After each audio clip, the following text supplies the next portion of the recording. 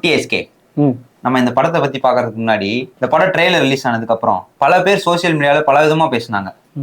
அஸ்வத் மாரிமுத்தையும் பிரதீப் ரங்கநாதனையும் குடிக்கிறது, அரியர் வைக்கிறது, சிகரெட் குடிக்கலாம் கெத்துன்னு சொல்லிட்டு இளைஞர்களை கெடுக்கிறாங்க, இந்த மாதிரி படம்லாம் ஏன் எடுக்கிறீங்க, அந்த மாதிரிலாம் பேசிட்டு இருந்தாங்க. ஒரு சில பேர் இந்த படம் டான் 2ன்னு கூட சொல்லியிருந்தாங்க. ஆமா, அவங்களுக்கு எல்லாம் ஸ்லிப்பர் ஷாட் கொடுக்குற மாதிரி அஸ்வத் மாரிமுத்து இன்ட்ரோ பிளாக்ல ஒரு சீன் வச்சிருப்பாரு. அதுதான் இந்த படத்தோட மெயின் பிளாட்டே.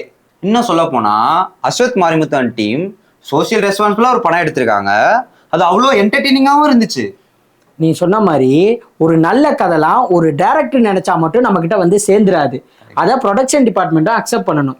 இப்ப இருக்க ட்ரெண்டுக்கு ஏற்ற மாதிரி ஒரு வியாபார நோக்கத்தோட ஒரு படத்தை எடுக்காம ஒரு நல்ல நோக்கத்தோட இந்த படத்தை தந்திருக்காங்க நம்ம ஏஜிஎஸ் டீம் அண்ட் ஓல்ட் டீமையே நம்ம பாராட்டி ஆகணும். சரி டிகே, இந்த படத்தோட பாசிட்டிவ் நெகட்டிவ் எதா இருந்தா சொல்லுங்க.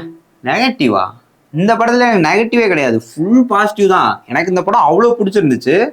சோசியல் ரெஸ்பான்சிபிளா ஒரு மெசேஜ் சொல்லியிருக்காங்க, அதை திணிக்காம கதையோட சேர்த்து சொல்லிட்டு போயிட்டாங்க. இதை ஒரு பெர்ஃபெக்டா சொல்லணும்னா, நமக்கு பிடிச்ச டீச்சர் ஒருத்தவங்க பாடம் எடுத்தா நம்ம எவ்வளவு இன்ட்ரெஸ்டிங்கா கவனிப்போம். அது மாதிரி இந்த படத்தோட வாத்தியாரா இருந்திருக்காரு அஸ்வத் மாரிமுத்து. ஆமா, அதுக்கு மெயின் ரீசன் அவரோட ரைட்டிங், ஸ்டோரி, ஸ்கிரீன் பிளே வந்து ப்ரெடிக்டே பண்ண முடியல.